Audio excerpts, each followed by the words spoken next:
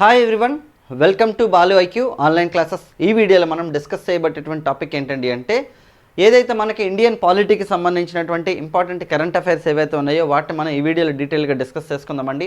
మనకి లేటెస్ట్గా వచ్చినటువంటి న్యూస్ పేపర్లో ఉన్న వాటిని మనం ఎంసీక్యూ ఫార్మాట్లో డిస్కస్ చేసుకుందాం. అయితే మనం ప్రతిరోజు కూడా హిస్టరీ కానీ, పాలిటీకి సంబంధించి కానీ, ఎకానమీ కానీ, కరెంట్ అఫైర్స్ కానీ రెగ్యులర్గా మనం వీడియోలు చేస్తున్నాం. అయితే మీరు కనుక ఫస్ట్ టైం మన ఛానల్ని విజిట్ చేస్తున్నట్లయితే ఛానల్ని సబ్స్క్రైబ్ చేసుకోండి, వీడియోని లైక్ చేయండి. అలాగే కింద డిస్క్రిప్షన్ లింక్ ఇచ్చానండి మన యాప్ది. అందులో మీకు డీటెయిల్డ్గా ఇండియన్ పాలిటీ చెప్పడం జరిగింది. ఎందుకంటే పాలిటీ అనేది మనకి టోటల్గా నేషనల్ లెవెల్లో అన్ని రకాల ఎగ్జామినేషన్స్కి ఉపయోగపడుతుంది. మనకి టీఎస్కి సంబంధించి గ్రూప్ 1 నోటిఫికేషన్ వచ్చింది, ఏపీలో గ్రూప్ 2 మెయిన్స్ ఉంది, ఇంకా అదర్ ఎగ్జామినేషన్స్ ఉన్నాయి. కాబట్టి డెఫినెట్గా పాలిటీ అనేది చాలా ఇంపార్టెంట్ టాపిక్ అనమాట. ఒకసారి చూడండి, మీరు ప్లే స్టోర్లోకి వెళ్ళి బాలు ఐక్యూ యాప్ని డౌన్లోడ్ చేసుకోవచ్చు. అందులో మీకు డిఫరెంట్ కోర్సెస్ అనేవి మీకు అవైలబుల్ ఉన్నాయన్నమాట. మరి ఫస్ట్ క్వశ్చన్ చూద్దామండి. ఓకే, లోక్పాల్ చైర్పర్సన్గా నియమితులైనటువంటి సుప్రీంకోర్టు మాజీ న్యాయమూర్తి ఎవరు? సో లోక్పాల్ అంటే మనందరికీ తెలిసిన కరప్షన్కి ఎగెనిస్ట్గా భారతదేశంలో ఒక అంబుడ్స్మన్ వ్యవస్థగా అనమాట మనకి ప్రారంభమైంది. 2013లో లోక్పాల్ చట్టం వచ్చిందనమాట.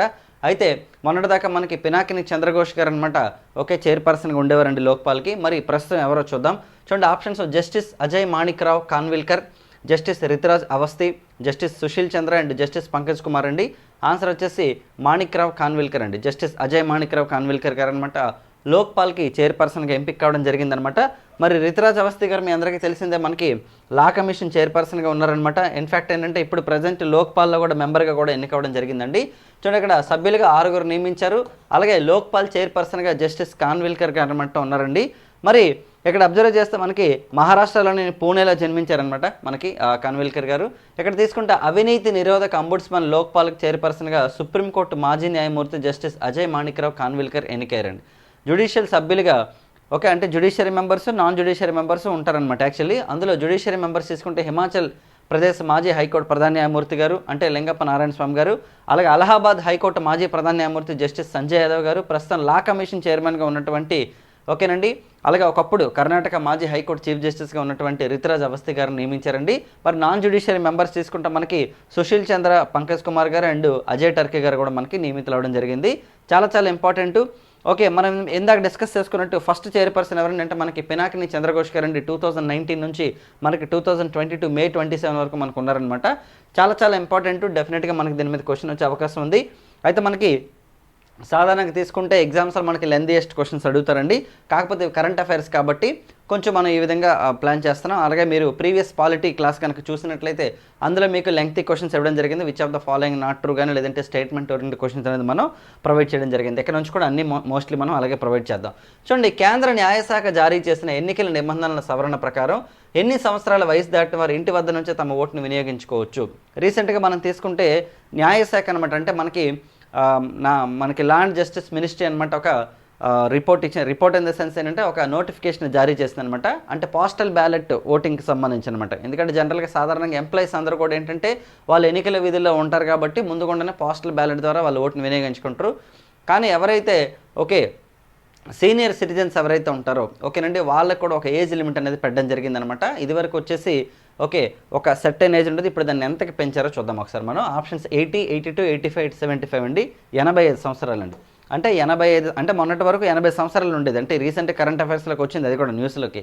కానీ ఇప్పుడు ఏంటంటే మనకి న్యాయశాఖ మంత్రిత్వ శాఖ ఏం చేసిందంటే న్యాయ మంత్రిత్వ శాఖ 85 ఇయర్స్ కనుక వచ్చినట్లయితే 85 ఇయర్స్ కంప్లీట్ అయినట్లయితే వాళ్ళ ఇంటి దగ్గర నుంచే ఓటు హక్కును వినియోగించుకోవచ్చు. ఎందుకంటే పోలింగ్ బూత్ దగ్గరికి వెళ్ళి లైన్లో నిలబడడం అనేది కొంత కష్టం కదా ఆ ఏజ్లో. కాబట్టి ఓకేనండి మనకి ఉత్తర్వులు జారీ చేయడం జరిగిందనమాట. చాలా ఇంపార్టెంట్.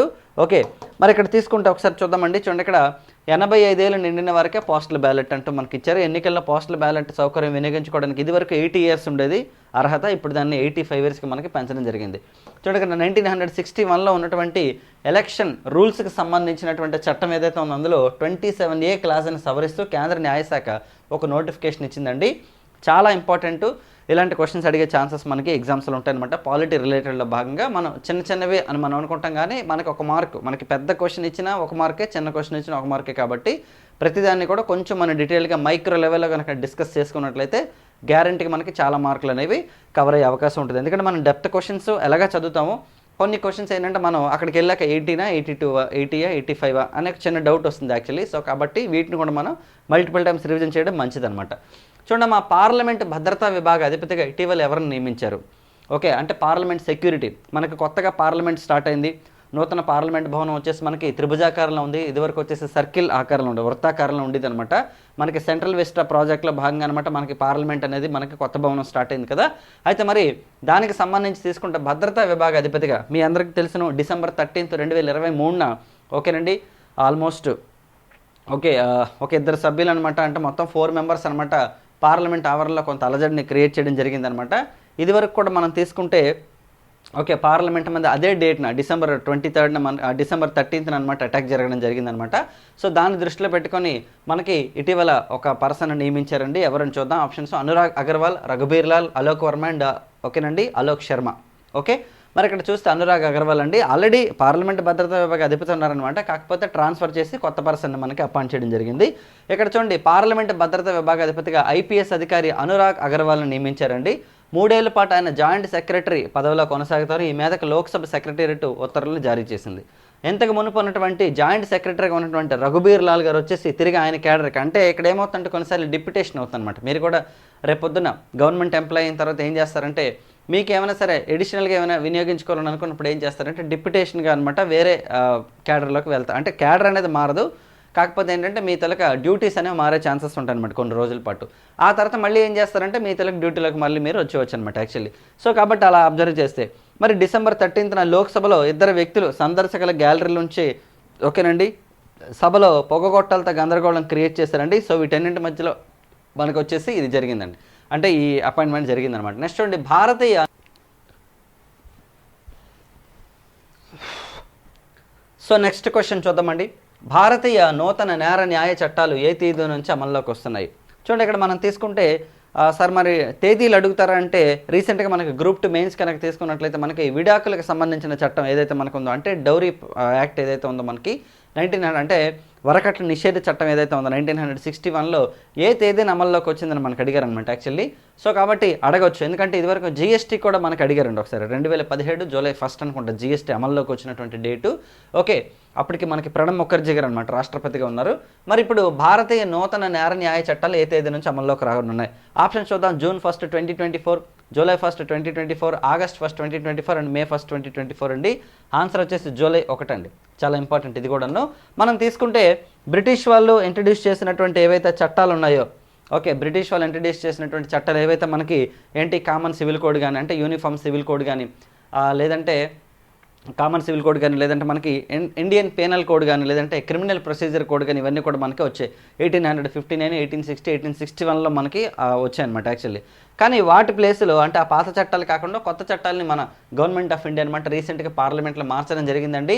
మనం తీసుకుంటే ఇక్కడ 3 రకాలుగా చెప్పొచ్చు. BNSS ఒకటి, BNS ఒకటి, నెక్స్ట్ వచ్చేసి BS ఒకటి. ఓకే, ఇక్కడ చూస్తే భారతీయ న్యాయ సంహిత, భారతీయ నాగరిక సురక్ష సంహిత, భారతీయ సాక్షి ఓకేనండి సాక్ష్య అధినియం. ఓకే, సో కాబట్టి చూడండి ఇక్కడ 2024 July 1 నుంచి దేశవ్యాప్తంగా అమల్లోకి వస్తున్నాయండి. ఈ మేరకు కేంద్ర హోంశాఖ 2024 February 24 గెజెట్ నోటిఫికేషన్ ఇవ్వడం జరిగిందనమాట. భారతీయ న్యాయ సంహితలో సెక్షన్ 106 2 అమలుకు మాత్రం మినహాయింపునిచ్చింది. ఓకే, ఈ సెక్షన్ ప్రకారం వాహనాన్ని దూకుడుగా లేదా నిర్లక్ష్యంగా నడిపిన వ్యక్తుల మరణానికి కారకులయ్యే వారికి 10 సంవత్సరాల వరకు జైలు శిక్ష విధించవచ్చు. అంటే దీనికి సంబంధించి కొంతమంది ట్రక్ డ్రైవర్లు వీళ్ళందరూ కూడా లారీ డ్రైవర్లు వీళ్ళందరూ ఏంటండి అంటే అబ్జెక్షన్స్ రైజ్ చేశారనమాట. ఓకే, కాబట్టి దానికి సంబంధించి ఒక్క సెక్షన్ మినహాయించి మిగతా అన్నీ కూడా అమల్లోకి వస్తాయి. దాని మీద కూడా కొంత ఏమైనా సరే సెక్షన్లో మార్పులు చేసిన తర్వాత ఆ సెక్షన్ కూడా కంటిన్యూ చేసే అవకాశం ఉంటుందండి. సో ఇవ్వండి ఈ రోజుకి సంబంధించినటువంటి మీకు పాలిటిక్స్ సంబంధించిన కరెంట్ అఫైర్స్ క్వశ్చన్స్. నెక్స్ట్ వీడియోలో మనం ప్రీవియస్ అంటే లాస్ట్ 6 monthsలో జరిగినటువంటి కరెంట్ అఫైర్స్ అన్నీ కూడా మీకు ఒక దగ్గర ఫ్రేమ్ చేసి ఇందులో మనకి MCQ ఫార్మాట్లో ఫ్రేమ్ చేసి ప్రొవైడ్ చేయడం జరుగుతుంది. మీకు యాప్లో కూడా ఈ కరెంట్ అఫైర్స్ అనేది అందించడం జరుగుతుంది అనమాట. యాప్లో మీకు ఏంటంటే మొత్తం కంప్లీట్ కంటెంట్ అనేది ప్రొవైడ్ చేయడం, fundamental rights, direct principles of state policy, union government, state government, ఇవన్నీ కూడా మీకు డీటెయిల్డ్గా చాలా సింపుల్ వేగా మీకు ఎక్స్ప్లెయిన్ చేయడం జరిగింది. మీరు ఏ ఎగ్జామ్ కన్నా ప్రిపేర్ అవ్వండి. స్టేట్ ఎగ్జామ్స్ అవ్వచ్చు, సెంట్రల్ ఎగ్జామ్స్ అవ్వచ్చు. Indian polity is most important as well as Indian history కూడా ఇంపార్టెంట్. సో కాబట్టి ఆ రెండింటికి సంబంధించిన కోర్స్ అనేది నేనే చెప్పాను కాబట్టి మీకు డెమో వీడియోస్ ఉంటాయి. మీకు నచ్చితే మీరు తీసుకోండి. అలాగే మన యూట్యూబ్ ఛానల్ కూడా రెగ్యులర్ ఫాలో అవ్వండి. Thank you very much all of you and wish you all the best.